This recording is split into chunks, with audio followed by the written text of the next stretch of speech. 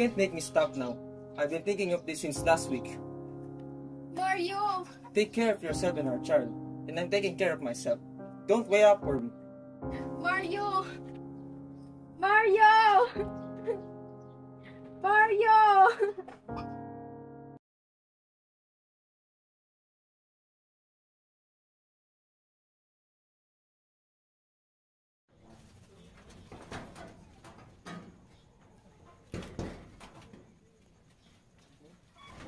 Mario?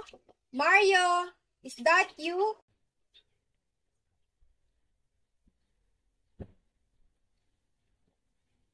I'm glad you're home early. How's Tita? Don't wake her up, Mario. She's tired. She's been crying all day. Has she been eating well? She wouldn't eat even a mouthful of noodle. I'll buy her some biscuit. Maybe she'll eat them. I will take some. Hey, what's the matter? Why are you suddenly so touchy? Who wouldn't be? I'm talking about our child, but you bother me to search my pockets. I wish you think more of our daughter. My God! Wasn't I think of her? Why do you think I need some money? To buy me a pretty dress or see a movie? Lower your voice, Gloria. You'll wake up the child. All I want is a little money to buy her something to eat. She hasn't eaten anything all day. I was bothering you. I'm sorry, Gloria. It's alright, Mario. Now, may I have some of the money? Money? I don't have any. Not right now. But today is payday, Mario. Yes, but But what? Where's your pay for the whole week? I don't have it. What? I've waited you the whole day and you tell me? That I have nothing? Nothing? Nothing? What do you want me to do? Steal? I'm not asking you to do a thing like that. All I want to know is what did you do with your pay? Nothing is left of it. What happened? Oh, I had a few drinks with my friends, and before I realized it, I spent every centavo of it. Mario, do you think you can make a fool of me? Haven't I seen you drunk before, crawling like a wounded snake and smelling of alcohol like a hospital? You don't look or smell drunk. Alright, I didn't go drinking. What would happen? It's better if you don't know, Gloria. Look, Mario, I'm your wife. I have the right to half of everything you get. If I can have my share, I have the right to know at least where it went. Alright, I spent it all on another woman. Another woman? I don't believe it. You wouldn't do such a thing. I didn't know you have so much faith in me. No, Mario. What I mean is, you wouldn't spend all your money when you know your daughter may need some of it. You love her too much to do that.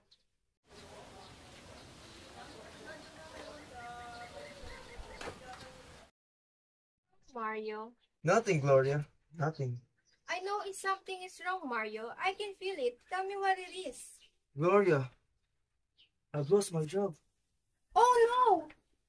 It's true, Gloria. What about your pay for the whole week? I've lost my job a week ago. What happened? I thought I could get another job without worrying you.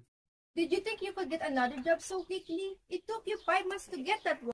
It won't take me so long to find another job. But what happened? What's the use of talking about it? That won't bring it back. Mario, Yes? have your sinful finger gotten you into trouble again?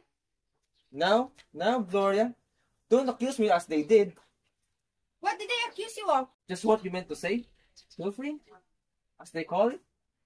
What else would you call it? What? According to them, did you steal? It was nothing much. Nothing at all. What was it? It was an apple. You mean an apple? Yes, an apple. Don't you know what an apple is? You mean you took one apple? Yes. They kicked me out for taking one single apple. Not a dozen, not a crate, a single apple. That's what you get for not stopping to think before you do something.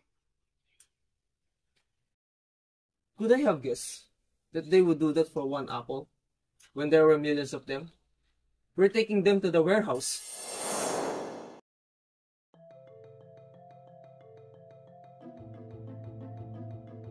One time, when I was busy at work, my job is to carry a crate that's full of apples.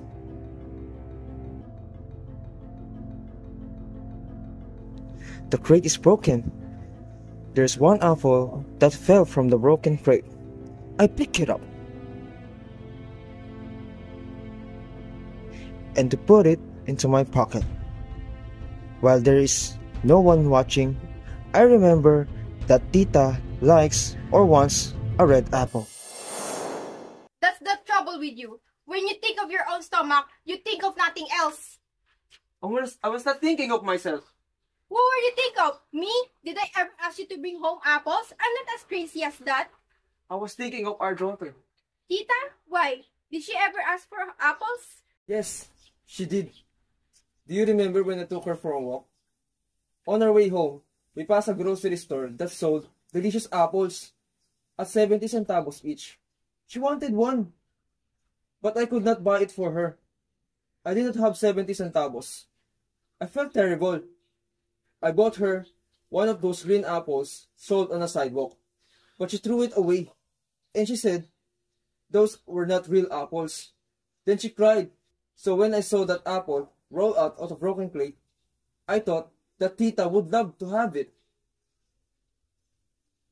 You should bring home some pandesal rice or milk, not those delicious apples. We're not rich. We can live without apples. Why? Did God create apples to bear fruit for the rich alone?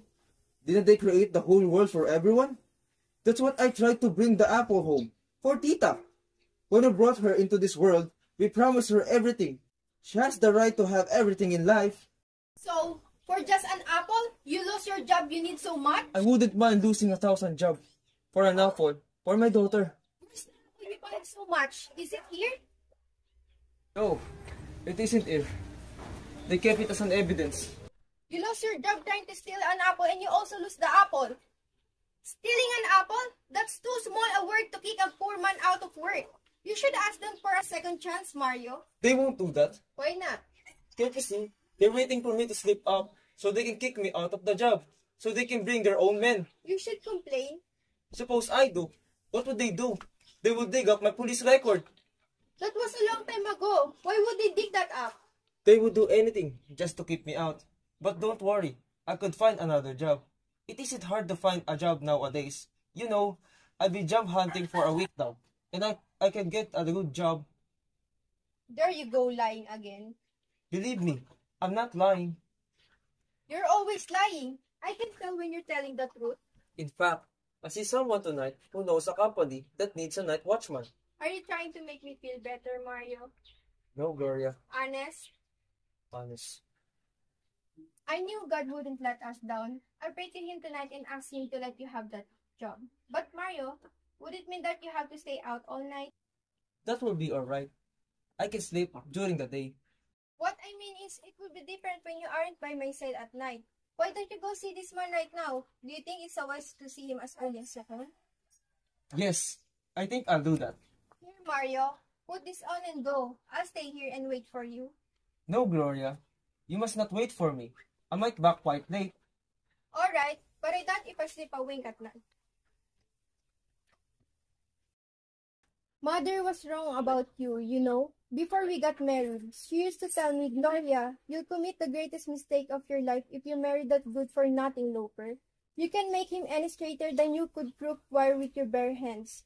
Oh, I wish she were alive now. She would have seen how much you changed.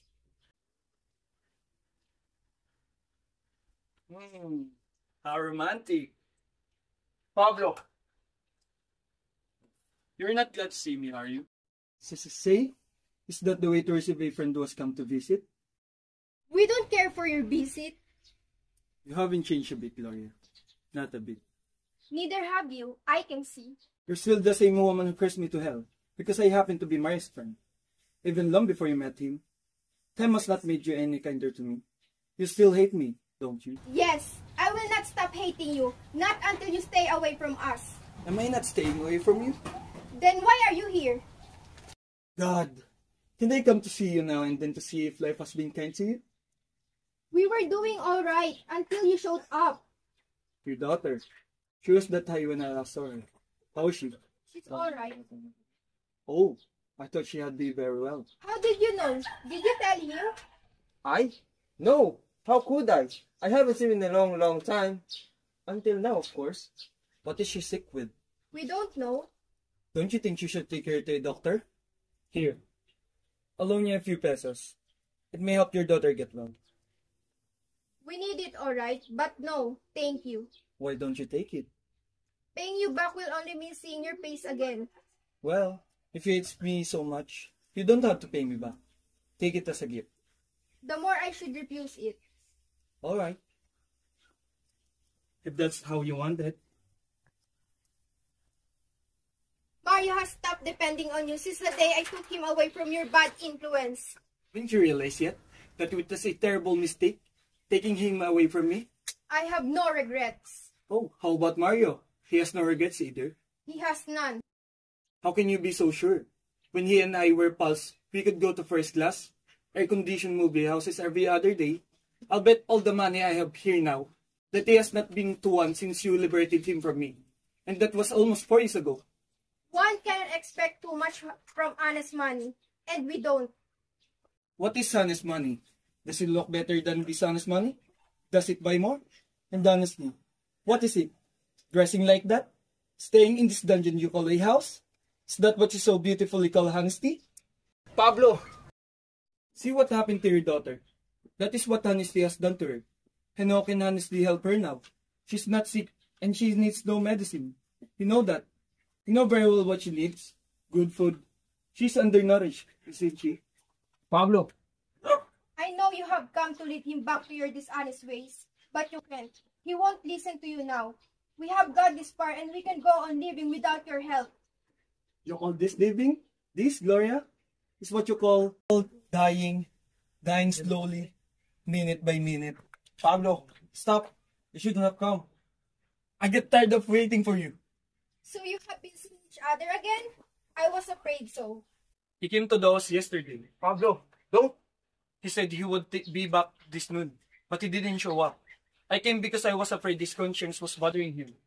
Pablo, I told you, she should not know. It's alright, Mario. You better tell her everything. She's bound to know later. Tell her what you told me. That you don't believe anymore in the way she wanted you to live. Tell her. Mario, is this what you meant by another job? Oh, Mario, you promised me you were through with him. You said you go straight and never go back to that kind of life. Gloria, you must try to understand. I've tried long and hard, but I could not get us out in this kind of life. To blame for this, you son of the devil. You come to him when you know he's down. He came to me first. When you know he'll cling to anything and do anything, even return to the life he hates. Get out of our sight. Get out. Alright. I'll leave just as soon as Mario is ready to go. He's not going with you. Is that so? Why don't you ask him? I said he's not going. Go on, ask him. Going with him? Are you, Mario? Tell that crook you're not going with him anywhere. Tell him to leave us and never come back. Tell him to go. Please, Mario, please. Gloria, Mario, I know he has talked to you and you tried to poison your mind again, but don't go with him. This is still a better way of life. If this, well, you must know that God is not letting us down. He is only calling us. Gloria, You're going. I can see that you want to go with him. Oh, you leave me here again, wondering whether you'll be shot in the heart or sent to jail. Don't worry about him, Gloria. He's safe with me. He won't come anywhere near jail. I've got connections. You hideous beast. You, get out. you stay there, Pablo. I'll be with you in a minute. Gloria, I'm going with you. Don't, Mario. Don't. You can't make me stop now. I've been thinking of this since last week. Mario. Take care of yourself and our child, and I'm taking care of myself. Don't wait up for me. Mario. Mario.